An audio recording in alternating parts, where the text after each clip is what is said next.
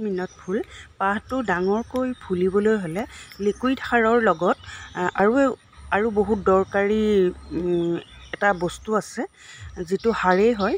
Liquid সাৰৰ লগত যদি মিলাই দিয়ে তেতিয়াহ'লে খুব ডাঙৰ পাহটো হ'ব আৰু বহুত দিনলৈ থাকিব। গতিকে বহুত দিনলৈ ফুলপাহ থাকিবলৈ হ'লে কি কৰিব লাগিব?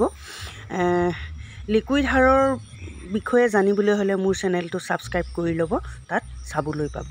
আৰু বহুত দিনলৈ ফুলপাহ থাকিবলৈ হ'লে কি কৰিব লাগিব যে বৰ বেছি পানীও একেৰাহে দি থাকিব নালাগে আৰু একেবাৰে বৰ বেছি বৰষুণতো ৰাখিব নালাগে।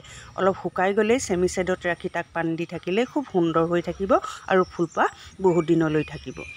গতিকে ফুলৰ যতনৰ বিষয়ে জানিবলৈ হ'লে প্লিজ মোৰ চেনেলটো ছাবস্ক্ৰাইব কৰি ল'ব, সকলোবোৰ জানিব।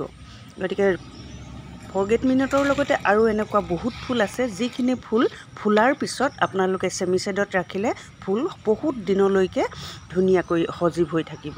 যদি ফুলপাহ ফুলাৰ পাছতো ৰ'দত ৰাখে তেতিয়াহ'লে পানীটো দিব লাগিব। ফুলপাহ পানী দি থাকিলেও ফুলপাহ সোনকালেই মৰহি সৰি যাব। গতিকে এনেকুৱা কিছুমান ভিডিঅ' পাবৰ বাবে প্লিজ চেনেলটো ছাবস্ক্ৰাইব কৰি ল'ব।